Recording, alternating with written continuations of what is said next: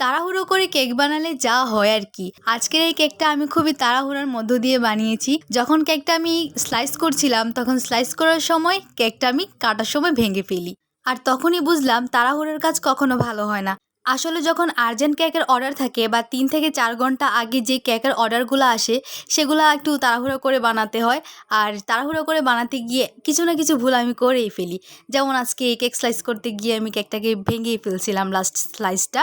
But কোনো ব্যাপার না, এইটার জন্য কেকের টেস্টের কোনো রকম চেঞ্জই হবে না। আর এমনিতেও আজকের এই কেকটা মাশাআল্লাহ অনেক বেশি ফুলেছে। মাঝে মাঝে আমি নিজেও সারপ্রাইজড হয়ে যাই, কিছু কিছু কেক এত বেশি ফুলে। যেমন আজকের কেকটা অনেক অনেক বেশি ফুলেছে।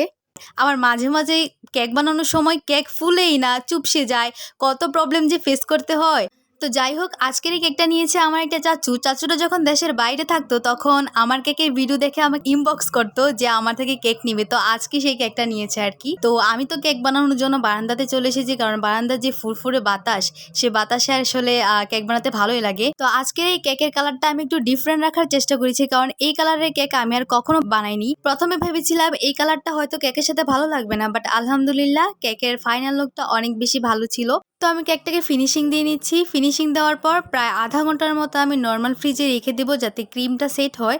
বাহিরে যেই পরিমাণ গরমের মধ্যে তো ক্রিমটা ইজিলি গলে যায়। কেকটাকে ফিনিশিং দেওয়ার পর কিছুক্ষণ যদি নর্মাল ফ্রিজে রেখে দেই তাহলে সাথে ক্রিমটা খুব ভালোভাবে সেট হয়ে যায়। তো আমার হাতে যেহেতু বেশি সময় ছিল না, আমি আধা ঘন্টার মতো রেখেছি, কেউ চাইলে আর একটু বেশিও রাখতে পারে। তো তারপর আমি হোয়াইট আর এই কালারটার কম্বিনেশনে একটা ডিজাইন করেছি। তারপর সাইড দিয়ে কিছু ছোট ছোট স্টার দিয়ে নিয়েছি। আর বর্ডার ছাড়া তো কেকটা পুরোটাই অসম্পূর্ণ লাগে। তো আমি কেকের নিচের দিক দিয়ে খুব ভালোভাবে বর্ডার দিয়ে নিয়েছি। আর এই হচ্ছে আমার কেকের ফাইনাল লুক। এখন আমি কিছু ছোট ছোট স্প্রিঙ্কেল দিয়ে দিব, যেগুলো হচ্ছে হোয়াইট চকলেট। অনেকে এগুলোকে পুঁতি ভেবে ফেলে দেয়, বাট না, এগুলোও খাওয়া যাবে। স্প্রিঙ্কেলগুলো দিলে কেকটাকে দেখতে আরও বেশি ভালো লাগে। আর এই ছিল আমার আজকের কেকের ফাইনাল লুক। আজকের ভিডিও ছিল এই পর্যন্তই। দেখা হচ্ছে নেক্সট ভিডিওতে। ততক্ষণ পর্যন্ত সবাই ভালো থাকুন, সুস্থ থাকুন। আল্লাহ হাফেজ। আর হ্যাঁ, আমার জন্য দোয়া করতে একটুও ভুলবেন না।